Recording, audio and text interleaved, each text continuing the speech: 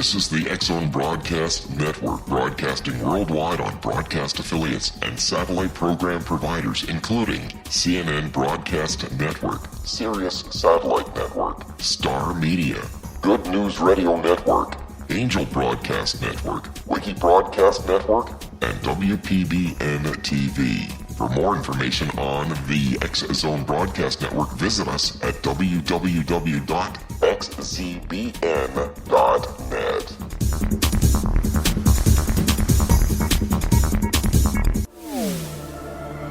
The X-Zone Radio Show with Rob McConnell is largely an opinion talk show. All opinions, comments, or statements of fact expressed by Rob McConnell's guests are strictly their own and are not to be construed as those of the X-Zone Radio Show or endorsed in any manner by Rob McConnell, REL-MAR McConnell Media Company, the X-Zone Broadcast Network, its affiliated networks, stations, employees, or advertisers.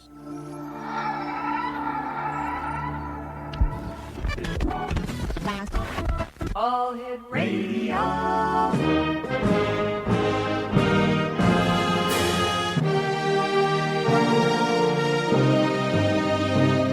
Welcome to the X-Zone, a place where fact is fiction and fiction is reality. Now, here's your host, Rob McConnell.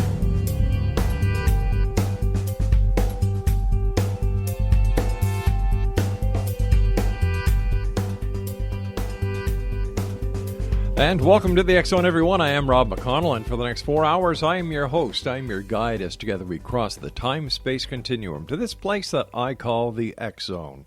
It's a place where people dare to believe and dare to be heard. It's a place where fact is fiction and fiction is reality. And the X-Zone comes to you Monday through Friday from 11 p.m. Eastern, right here on the X-Zone Broadcast Network, Talkstar Radio Network, Radio X, and our growing family of broadcast affiliates right around this beautiful blue little planet of ours. If you'd like to send us an email, xzone at xzoneradiotv.com, on all social media sites, X-Zone Radio TV, and to check out all the other fine programming we have available for you, 724-365 at the X-Zone Broadcast Network. Check us out online at xzbn.net. Exonation, my guest this hour is Jean Van Bronkhorst. She is the author of Dreams at the Threshold, Guidance, Comfort, and Healing at the End of Life, published by our good friends at Llewellyn. She has a graduate degree in psychology and in social work, and has worked with people facing life-threatening illnesses for 20 years, including 10 as a hospice social worker. Her first book, Premonitions in Daily Life, that was published in 2013, has been translated into 4 languages. She is now working on a research project with healthcare professionals about patient dreams and a new book about end-of-life care. And she lives and writes in beautiful Toronto, Ontario, Canada, just a stone's throw from our station here in Hamilton. And Jean, welcome to the X-Zone. Thank you. I'm glad to be here. Glad you're with us. Jean, what was it that made you interested in the end of life? Oh, that's a really good question. I was working in medical social work and just found myself drawn to working with people at the end of life. It seemed like a really good combination of my social work and counseling skills. Why is it that in our society we still fear death? Because it's scary. I think I have a healthy fear of it myself. Yeah. I think the idea of imagining not existing is really tough, and it's really tough to imagine not being with the people that I love and having them die and me being alone. So I understand the fear behind it, even though I have a real strong belief in the afterlife. Yeah. Coming up to the edge of it is still a scary place, and I've learned a lot from working with people who are facing that. A lot of people that I've spoken to over the years doing this show who have had near-death experiences, and when they come back, they say, hey, listen, we're not afraid of death anymore. We've been to the other side, but we didn't want to come back, but we were forced to come back. What does that tell you? Yeah, I've heard that Yeah. too. I think that's true. I know when I was working in the hospital, I often saw people who were recovering from heart attacks, and Yeah. I would go in and just ask them, what do you remember? And most people, said I was walking down the street and all of a sudden I was on my back and then I was here. But some people said I was enveloped by light. I found myself in a new place. I came back and and were just completely changed by their experience. But I think they too still feel grief when someone they love has died. It's still a barrier. Even if you know in your heart on the other side life continues, it's not the same. I was once told that death is harder on the survivors than it is on the person who passes. I think that might be true. I think the dying is harder on the dying, but death itself, once you've made that transition, I think what's left with the grief and the loss is much harder. At least that's what I'm hoping. A friend of mine was dying, and she was so sure of the afterlife that she had a party and she was asking people to give her messages. Write down the messages that you want me to give to your loved ones when I get to the other side. She got to me and I thought, I just hope you're so busy doing your new adventure that you don't have time for this. So I want to give you a message. All right, Jean, stand by. You and I have to take our first break. Exonation. Okay. Our guest this hour is Jean Van Bronkhorst. Her website, www.jeanvanbronkhorst.com. We're going to be talking about dreams when we come back from this break as we continue right here in the X Zone from our broadcast center in Hamilton, Ontario, Canada. Don't go away.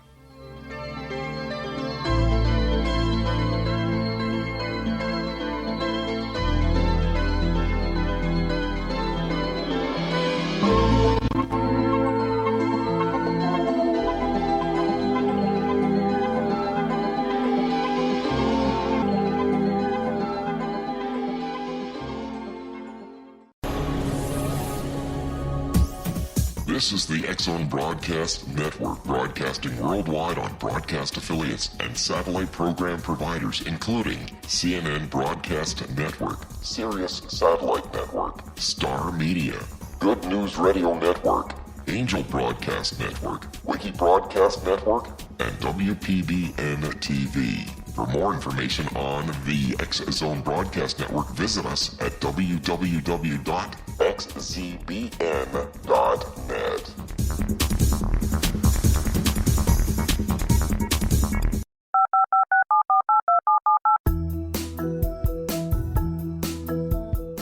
Did you know that when you're on the road with limited data or Wi-Fi, you can still listen to the X Zone Radio Show with Rob McConnell, The Science of Magic with Gwilda Wiyaka, X-1, Dimension X, Space Patrol, and every minute of the X Zone Broadcast Network by calling 213-401-0080, courtesy of Audio Now. No smartphone, app, or internet needed. It saves your data plan, and it's free if you have unlimited minutes. Call 213-401-0080 to listen on any phone, anytime, anywhere. Remember 213-401-0080 for the best of the paranormal, parapsychology, and sci-fi radio programming anywhere, 24/7, 365.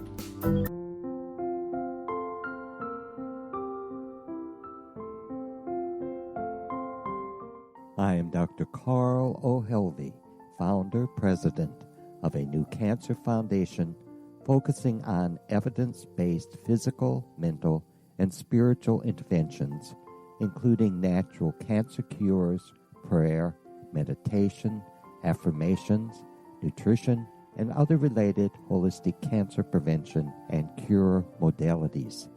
These are used in cancer education, research, and financing care. I ask for your help to continue this important work by donating at www.holisticcancerfoundation.com.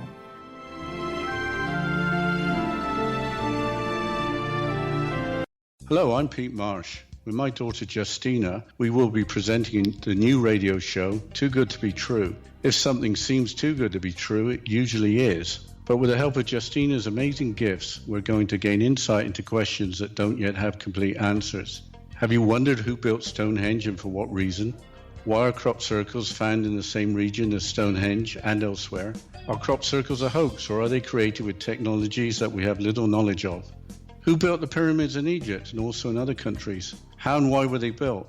Was the Titanic switched with the Britannic as part of a gigantic insurance fraud, or for more insidious reasons? What caused the Tunguska event when trees were flattened over an 800 square mile area in Siberia? Will the new insights be too good to be true? Well, that will depend on what you are prepared to believe. Please join us as we start on this journey together. For more information on Too Good to Be True, visit www.xzbn.net. Little children aren't the only ones afraid of the dark. Millions of soldiers return from war zones with PTSD, anger, frustration, fear, and loneliness, much of which surfaces during the darkness of the night. You have the chance to change the lives of these American heroes. Songs and Stories for Soldiers.us provides free MP3 players for these men and women. With a list of 3 million songs in 16 different styles, 100,000 audiobooks, and 30,000 old-time radio programs, every veteran can find something to soothe and comfort them at no cost. All our players contain an 8-hour audio program designed to help veterans fall asleep. With 1,500 plus vets now participating, it's our goal to deliver 10,000 audio players this year. Go to our website at songsandstoriesforsoldiers.us. Help us help a veteran make it through the night.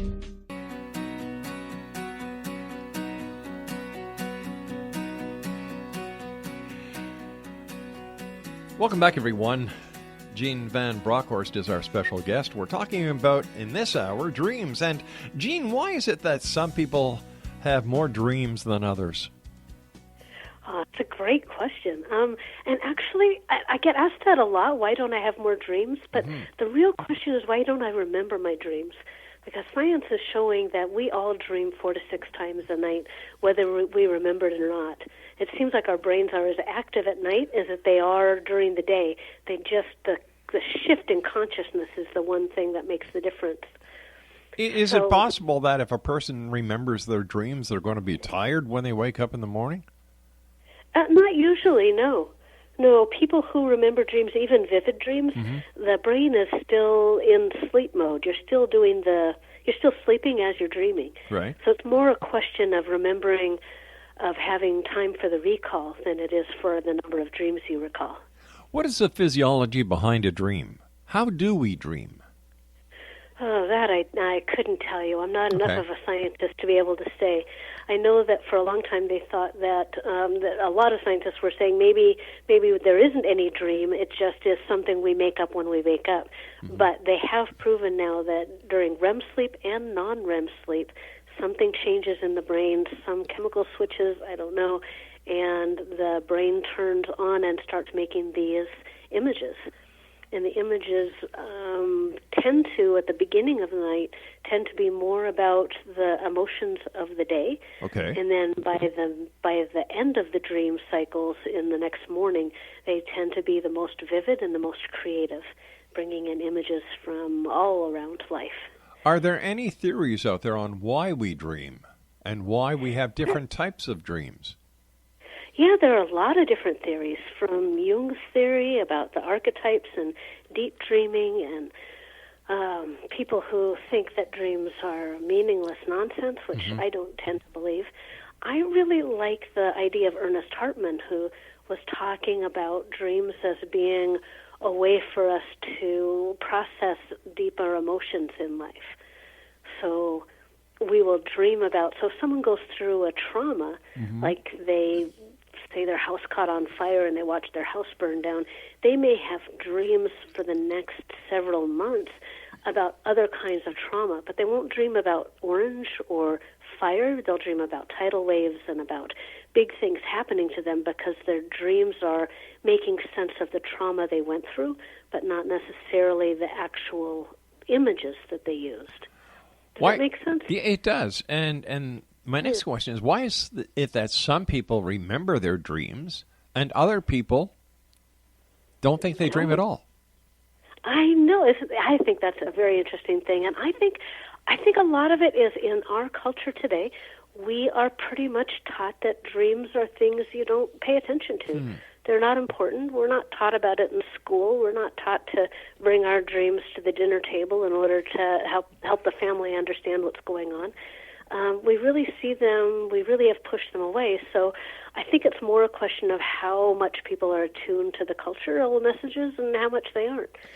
So some people remember a lot of dreams. And yet some parts of our culture are very rich in dreams. For example, music, poetry, sonnets, literature. Yes, the musicians and the poets. Right. Yeah, a lot of people will dive into dreams, and we have just enough cultural messages that says there's something there that's rich that we can draw from, which is great.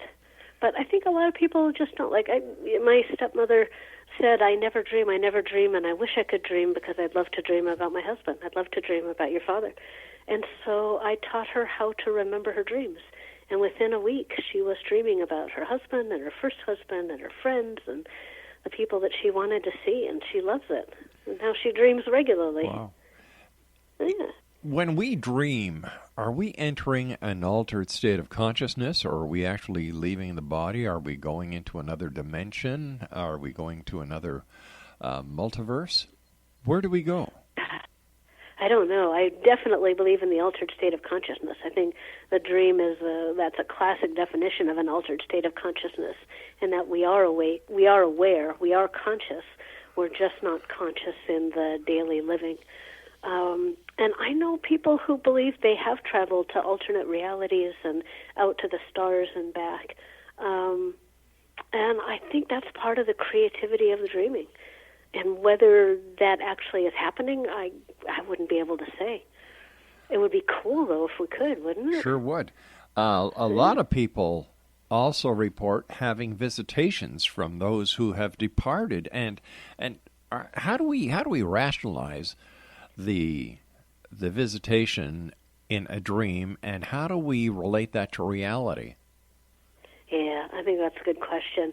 I think the visitation dreams, there's a couple of ways that they appear. One way is in a grief dream that we will, like I was talking about my stepmother, and she dreamed about her husband. And for her, and for a lot of people, those visitation dreams have a vividness to them. So they feel like you're not dreaming about someone, you feel like they are visiting. But grief dreams, in particular, with those visitation dreams, they're not always comforting. Sometimes people come back in visitation dreams and they're giving messages, and sometimes they are looking like they did when they died, and it's terrible, and sometimes it's traumatic. So I don't know that it's always the person coming back. But the visitation dreams when someone's dying, those are more comforting more often of the time than just about any other dream there is. So the hospice did a research project on this, and they found the closer people got to death, the more often they had dreams of relatives who had died, and the more often those dreams were comforting. And most of the time, those particular visitation dreams, the person who's visiting is coming back to say, not just I love you and I'm okay, but I'm here to guide you on. I'm here to take you to the next place. And so they really, some nurses will even say, I think this person is going to die in the next couple of days because they started dreaming about their grandmother. And that usually happens in the last days and hours. Do dreams vary with a person's religious philosophies? Yeah, they absolutely do. So Christians are more likely, if they have religious figures in them, they'll see Christian figures, angels or Jesus. And people who are Hindu or Buddhist will have religious figures that fit their particular religion. It's not very often that people will have end-of-life visitation from a religious figure they don't understand or don't have any meaning attached to.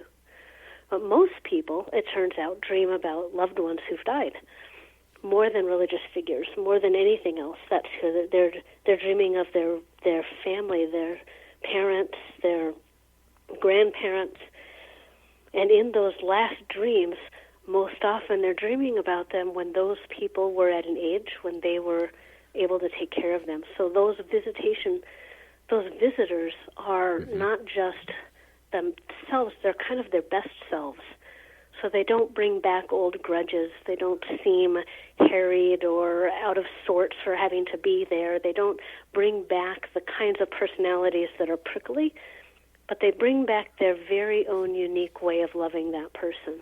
Why is it some people dream in color and other people report dreaming in black and white? I don't know. Okay. I can just honestly say I don't know. I dream in color. I've met people who dream in black and white, and I don't know. We were talking about visitation dreams. Have you ever dreamt about someone who's died?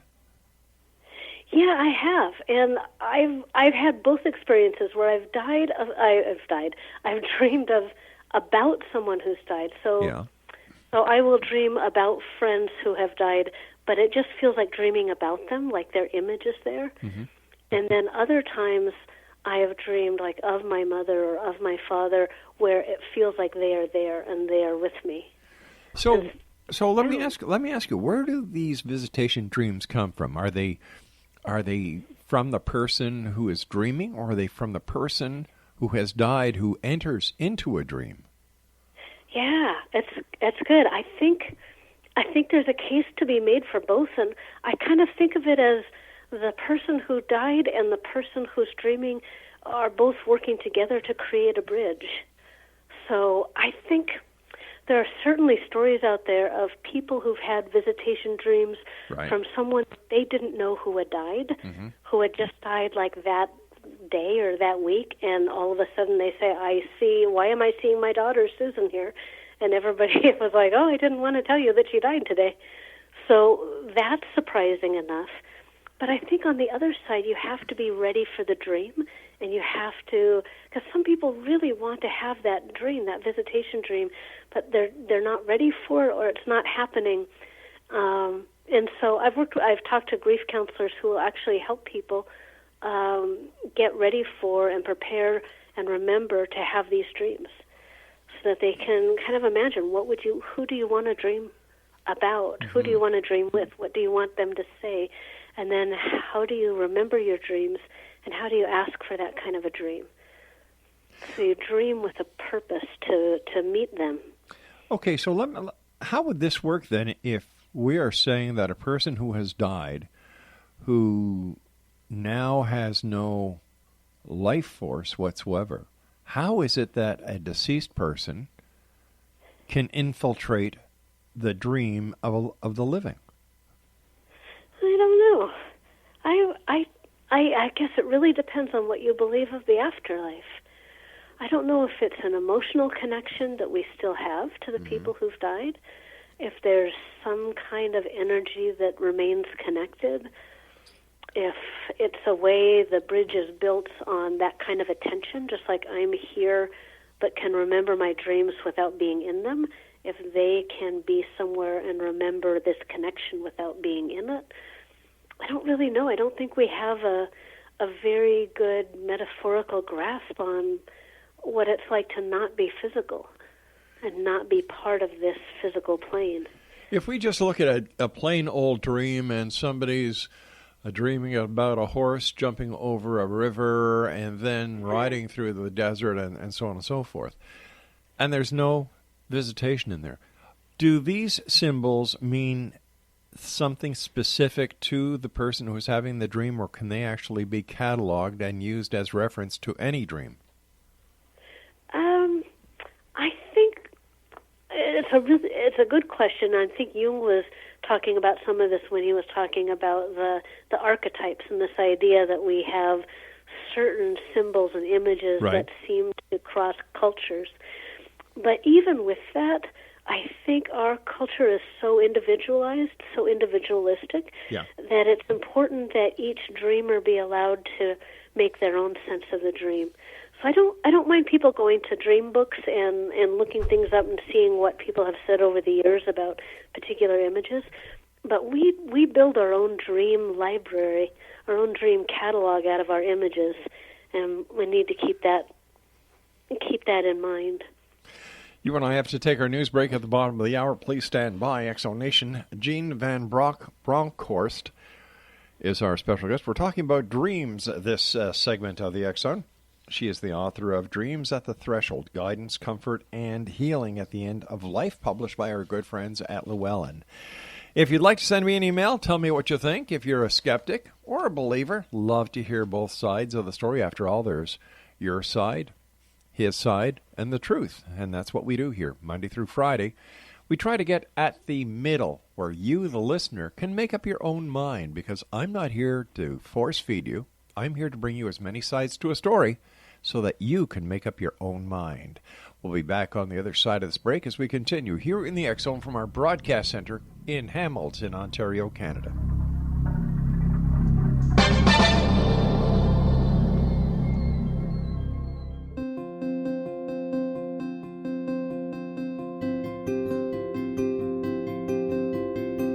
Dreams are our personal gateways into infinite wisdom. Don't miss shamanic counselor and indigenously trained dream decoder Sandra Corcoran's inspiring book, Shamanic Awakening Between the Dark and the Daylight.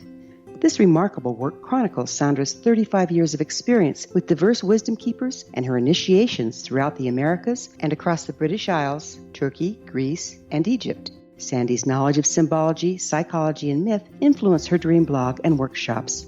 Sandy offers private tarot readings, international journeys, a meditative CD, as well as her book, Shamanic Awakening, to encourage you as you navigate this earth walk, creating a deeper connection to yourself and all that is. Find this and more at Sandy's website, starwalkervisions.com.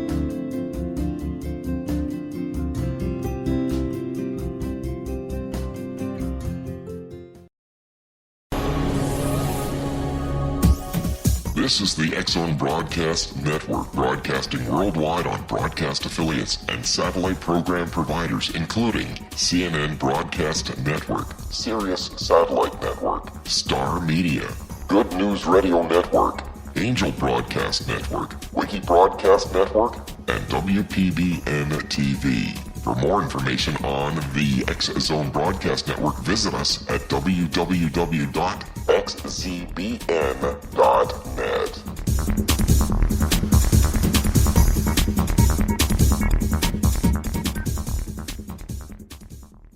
How would you like to be able to read other people's minds? Well, the next best thing is here. When you know how to read a person's name, you know how the person thinks, feels, and behaves. Each letter in our name holds a key to unlock our true essence. Our name contains both our gifts and challenges in this lifetime. Mnemology science discovers personality secrets hidden in the placement of the letters of our names, including the first and last impression people remember about us. Sharon shows us how to interpret the arrangement of letters as outlined in her book, Know the Name, Know the Person. Sharon Lynn Wyeth created mnemology science after 18 years of research and testing her theories, and has supported thousands of people around the world in understanding themselves and others better. You'll enjoy Sharon's unique teachings as she shares her system to learn the gifts behind your given birth name. Even if you don't like your birth name, there are jewels in this book. If you're thinking of changing your name, ready to name your child, or wanting to get along better with others, this is the book for you. If you'd like to improve your relationships and change your life for the better, get the book today, Know the Name, Know the Person, or visit www.knowthename.com. That's www.knowthename.com.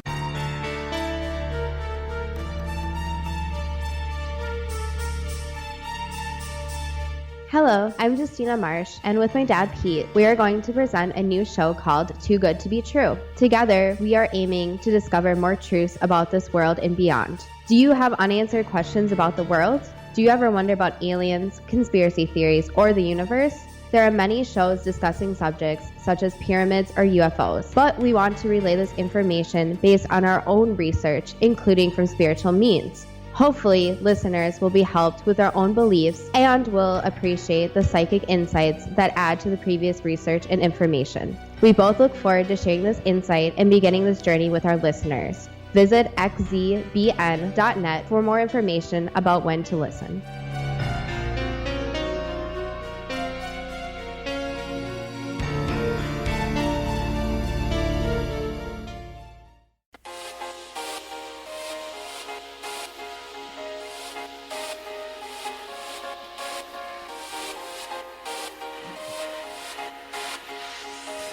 Exonation, throughout history, many cultures believed that the dream connects them to another world, another reality, another conscious state.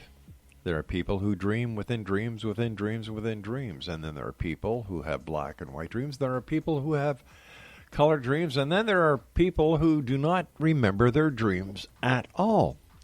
And yet, dreams is one of the hottest topics these days because it seems that the less we know about a topic, the more intriguing it is to us. And when it comes to dreams, well, you know what? We really don't know a whole lot about it yet. There are people who are doing research in Montreal and Toronto and at other halls of education around the world. Hopefully one day we will have a better understanding of dreams. And my guest this hour is Jean Van Bronkhorst, and we're talking about her book entitled Dreams at the Threshold, Guidance, Comfort, and Healing at the End of Life. What are some of the questions that you get asked when you go out and do book signings and meet your readers? What are some of the most frequent questions you get asked? Well, I think we've hit on a bunch of them already, but I think just how can I remember my dreams more often? And how can people do that? And it's one of those things that people have been working on since the ancient Greece with the Temple of Asclepius, who had temples where people went to have healing dreams. And basically, all the techniques come down to a very basic function, which is finding a way to remind ourselves that we want to remember our dreams. So it can be as simple as when you're putting your head on the pillow and closing your eyes, saying to yourself, I want to remember my dreams.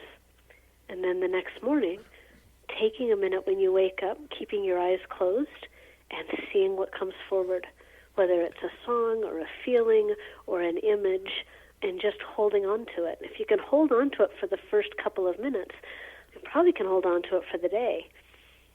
And that's really all it takes. It's like our brains work a lot in a way of, if you think about how much visual input we have during the day, but our brains know to put most of it in the background and just bring up the stuff that we find important.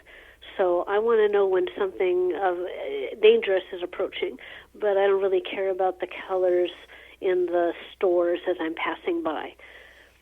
So in the same way, you can tell your brain, I want to remember my dreams, and it will just click forward, just like that. What about people who take different medications, prescribed and otherwise, or who drink alcohol before they go to sleep, or eat certain foods? Do these elements have a reaction as to what type of dream and whether it's going to be black, white, color, and the severity of the dream? I think all of it comes into play, but I don't know the specifics of it. But yeah, absolutely, different medications will affect dreaming. And in fact, one of the questions that hospice nurses and I have asked patients about their dreams, I will ask them, how are your dreams these days? And sometimes people will say, well, ever since I started this medication, they've been really loopy. I've been dreaming in weird colors and I don't really like it. And so we'll find a way to change the medication. So we know that all of that, what we eat and how we exercise and how we move through the world, all of that impacts our dreams. But if dreams are unique to individuals, how can these dream encyclopedias or dream books hold any validation? Well, I think because they each come from a particular culture. A lot of the dream books are all based back on Asclepius again. A lot of them go way back to ancient Greece when they said, if I dream of this, then that means that. But are we then saying that dreams are not specific to the dreamer, that dreams dreams are generic? Well, it's kind of a black and white way of looking at it, I think, those particular books, and that's why I don't really pay much mind to them. But for people who dream of something that they're not familiar with, and they want to know more about what it could mean, they can look it up and see if it fits with what it felt like to them. But yeah, I think dreaming symbols get mixed up with religious symbols, get mixed up with how we see the world, basically. And so the different cultures will have different meanings for the different dream images. But, you know, I really come back to kind of the individual Western mentality and think that even with all those dreams where a white elephant means this and a black cat means that, I think all of us use those dream images to our own end. It's not that easy. Isn't it also true that dreams are used to process the information that we've accumulated through the day? It is, yeah. And dreams will also help with long-term and short-term memory, which is really fun. So that if you're in school and you want to do well on a test, it's better not to cram the night through, but to read for a bit and then sleep on it. And you actually will remember better. Your dreaming brain, the sleeping brain, will put that information into your memory more easily. Do people have a lot of premonitions in their dreams? Some people do. It's possible. I think one of the things that Jeremy Taylor said, who's another dream expert, is that Freud used to talk about day residue, which was when we dream, we use images from the last couple of days, and we pull them together in new ways. But what Jeremy Taylor found and what other people have found is that those dream images also pull from the next 2 or 3 days in our lives as well. So if you keep careful track of your dreams and write down the details, you will find those details showing up in your next couple of days. And then when future events can be quite, when they're meaningful and when they are alarming, because we're all set to the danger, our brains are really set for danger. If the future event seems dangerous, then those images become more vivid. So people can have quite vivid premonition dreams of upcoming disasters, though it's more likely that they'll have premonition dreams of upcoming socks. Well, let me ask you this then. Are dreams about death usually or always precognitive?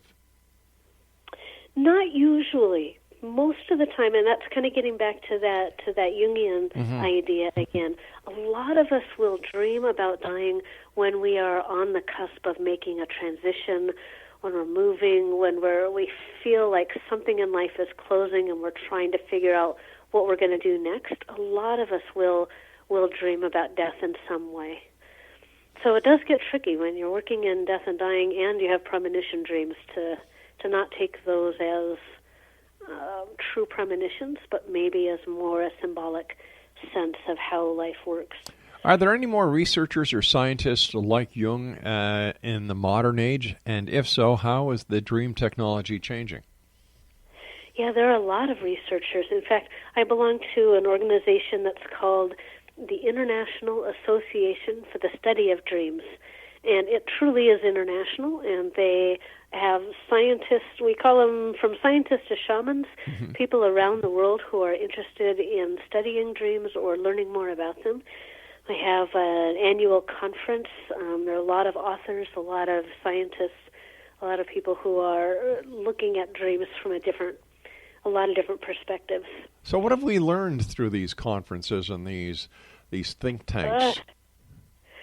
What have we learned? Well, mostly what I've been saying, that the dreams seem to have an intrinsic meaning, but they also seem open to the meanings that we give them and seem to need the meanings we give them. So dreams are subjective. We're still in the describing sense, in the describing phase in a lot of ways. So dreams are subjective. They are subjective. They are a truly subjective experience that can still be looked at objectively in terms of neurology and physiology and cross-culturally. If someone dreams about an event of the future, can they actually change the future? It is possible, but a lot of dreams of future events, because especially if you want to change one, those tend to be strong events, negative events. And when we have those kind of dreams, we often see the event close up, and we don't get a wide enough angle to see what we could do to change it. So you might dream of somebody drowning, but you don't dream of where or who it was. Or you might dream of a plane crash, but you're not sure of when it is or how it comes about. So they're often, in that sense, it seems like those dreams, what they're doing is helping us prepare emotionally for bad news, but not necessarily giving us enough information to change things. Is there a relationship between psychic phenomena and dreaming? Oh yeah, I think so. I think anytime you're dealing with the mind and the creative impulse there and the boundaries that get loosened up between people, then yeah, I think so.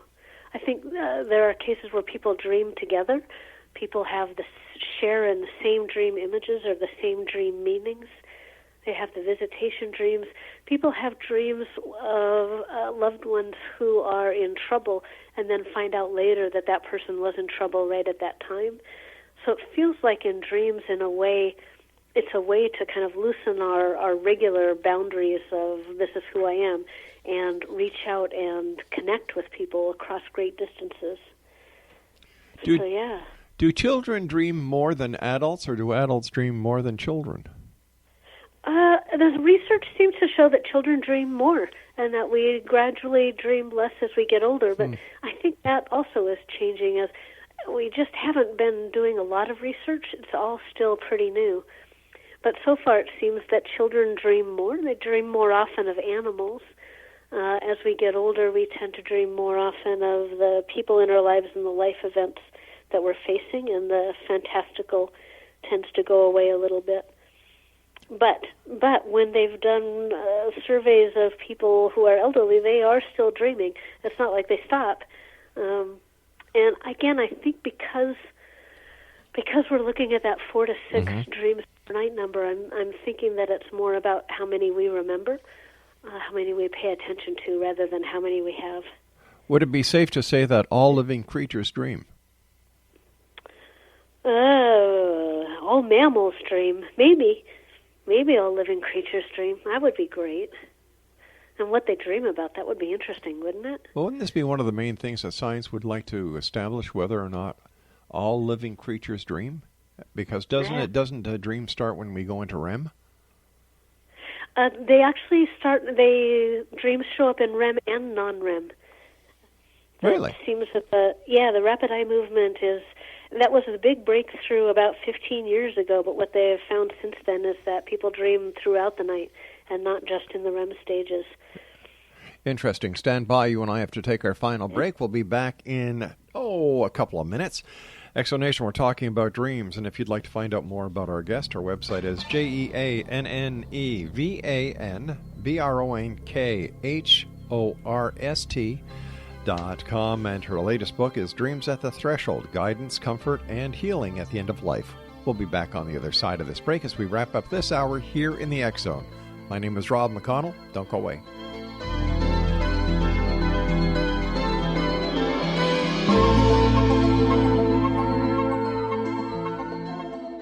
Hi everyone, Rob McConnell here, and I wanted to spend a moment on internet streaming. Everybody has heard about internet streaming, but not many know much about it. Did you know the internet streams just about everything? Movies. From new releases to old classics. TV shows. Almost every show, every episode, and much more. But the question has always been, how do you do it? Well now, thanks to the folks at 123 Ready TV, I have the answer for you. They have developed a simple program app, 123 Ready TV, that you install on your Windows PC, Android smartphone, or Android tablet that can have you streaming like a pro in less than 5 minutes. You truly won't believe how much is available or how easy it is to do until you try. And for a one-time cost of only $19.99, this product is a real winner. To learn more about 123 Ready TV, visit our website at www.xzbn.net.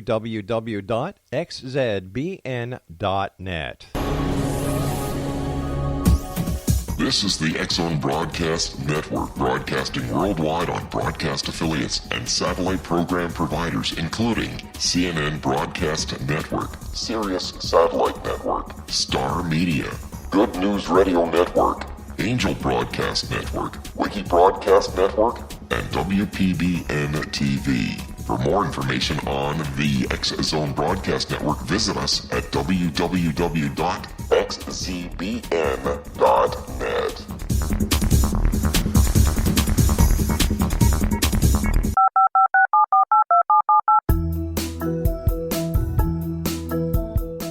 Did you know that when you're on the road with limited data or Wi-Fi, you can still listen to the X-Zone Radio Show with Rob McConnell, The Science of Magic with Gwilda Wiyaka, X-1, Dimension X, Space Patrol, and every minute of the X-Zone Broadcast Network by calling 213-401-0080, courtesy of Audio Now. No smartphone, app, or internet needed. It saves your data plan, and it's free if you have unlimited minutes. Call 213-401-0080 to listen on any phone, anytime, anywhere. Remember 213-401-0080 for the best of the paranormal, parapsychology, and sci-fi radio programming anywhere, 24/7, 365.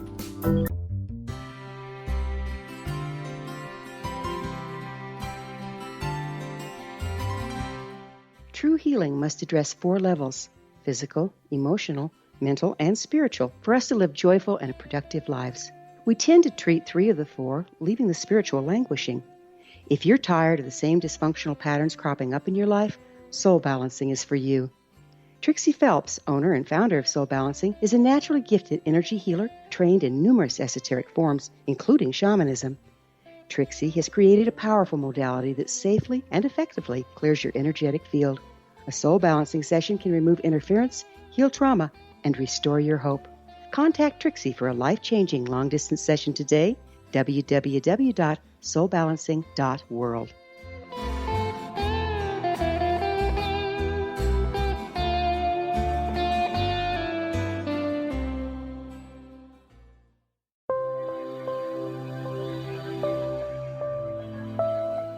There's a legend shared by many indigenous cultures of a time when the nations were cast to the 4 corners of the world.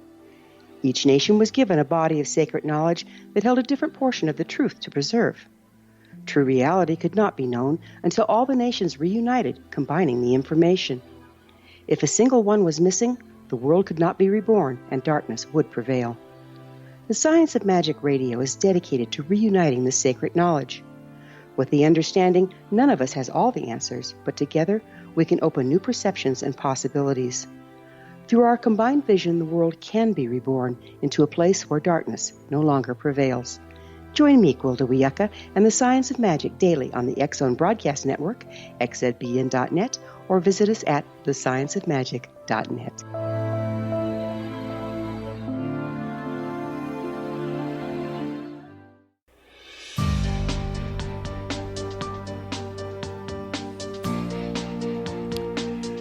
Talking about dreams this hour, Exonation. Our guest is Jean Van Bronkhorst. And Jean, what is the difference between a waking dream that we call daydreaming and a sleep time dream? Oh, it's kind of in the middle, isn't it? It's the waking dreams the daydreams are a way to let our consciousness kind of wander a little bit, and we can get lost in a daydream, but we really are still connected to our waking ego self. Is still pretty active. A nighttime dream, we are pretty much in the dream. It's only when we're lucid that we can kind of pop out of the dream and think about the action that's going on.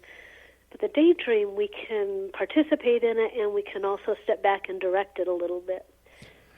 Has there been any study done when it comes to dreaming, whether people with an average IQ dream more or less than people with a higher IQ? Oh, I don't know. I don't know that anything's been done on that.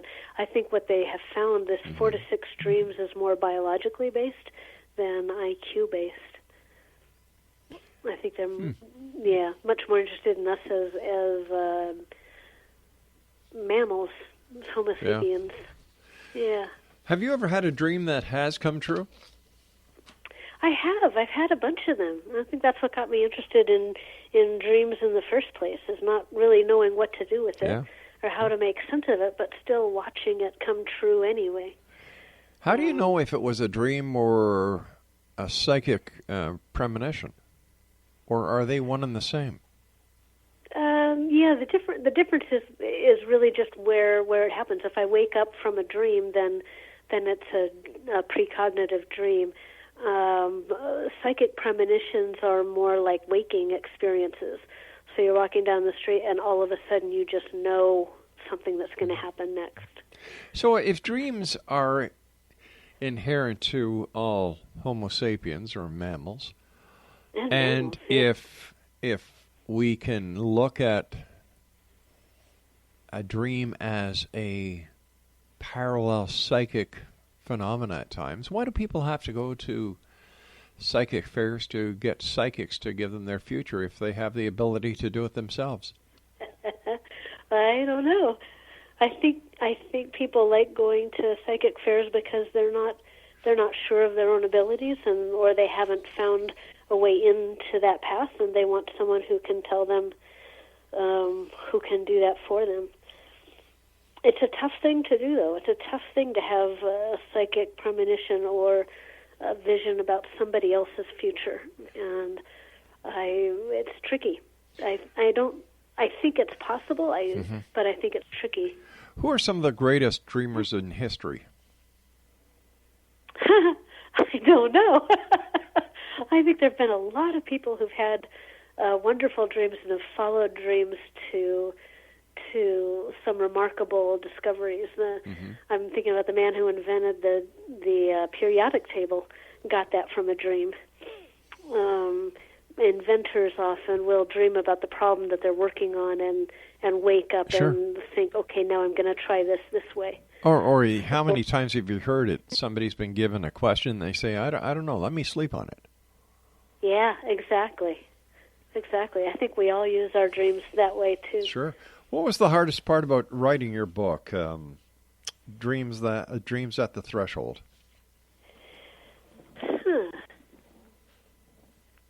I think the hardest part was finding the right balance, because I've worked with people with so many different beliefs at the end of life, and it's not really, as a hospice worker, it really wasn't my job to convince people that there was or there wasn't an afterlife, but finding ways to keep that open enough so every reader could find their own path through with this book. I really wanted it to stay open so that people who were humanists and people who were Christians and people who were mystics could all feel like their experience was allowed in this book. What did some of the people who were in the hospice who were waiting to pass to the other side, what have they said about their dreams and the importance of their dreams in their current lifetime? Well, it turns out that dreams are really important at the end of life. And it's not something that I would have thought. It wasn't something that I thought as I was kind of growing up and moving through my career. I was interested in dreams. I was working in hospice, but it was putting the two together that made everything change for me. Because as a social worker, I was going into people's homes and talking to them about, are you safe at home, and do you need help getting food, and do you have enough of this, and do you have a lifeline? And there's a lot of busyness just about the caregiving. But finding ways into emotional conversations was harder until I asked one person, I said, well, so how are your dreams these days? And he got very excited and said, well, I don't dream, I'm an atheist. And I thought, well, that's a really interesting combination. Yeah. So I asked him about it, and there we were off and running, talking about what it was like to be an atheist and what he was looking forward to and what he thought about the way his life was going. And I found that by asking about dreams, it opened us up into the bigger questions of what it means to be alive and what our lives are for and what we're hoping for next and all those really important questions that can get lost in all the caregiving details. How has working in a hospice affected your personal life? Immensely, profoundly. I think working with people and walking with people as they get closer to dying, it has really taught me about what's important about living, what I want for my life, and giving me just so many different ways to think about dying. Yeah. It hasn't erased all my fears, but it certainly has changed my perception of my life. So what's next for you? Oh, well, next, I'm actually writing a book now about how we say goodbye at the end of life, because it seems that's a really hard thing to do. And so I'm writing a book about what makes it important and what makes it hard and how people have gone about doing it anyway. And I've interviewed about 30 people, and I'm just writing it up now. Is there a positive way of saying goodbye? Oh, yeah, there are. I think the things that people come back to at the end of life are the big questions in life that we go through a lot, but at the end of life they become more poignant. And those are the questions about love. Who do I love? How am I connected? Who do I need to forgive? How do I reconcile? All those questions about connection. And then the question of meaning and purpose. What was the purpose of my life? What does it mean? A question of legacy. How will I be remembered? And the question of transcendence. What's next? What do I believe happens next? And when we can get out of the way, those topics become really quite special at the end of life. When you can have those conversations with someone, they really do hold us in our memories, I think. Towards the end of life, do more and more people find the religion that they may have wandered away from during their lifetime? I think so. Yeah, we tend to go reach back a little bit. Some people do, some people don't. But I think a lot of people reach back, especially if they've kind of wandered around religiously. That they will often find their way back to a childhood religious home. What are your final thoughts for the X-Zone Nation tonight? Dream more, dream big. I think dreams are really an important part of our lives, and the more we can pay attention to them, I think the richer our life becomes. What about people who have recurring nightmares? What's your advice to them? Yeah, those are hard, aren't they? Recurring nightmares. There's a couple of different kinds of recurring nightmares.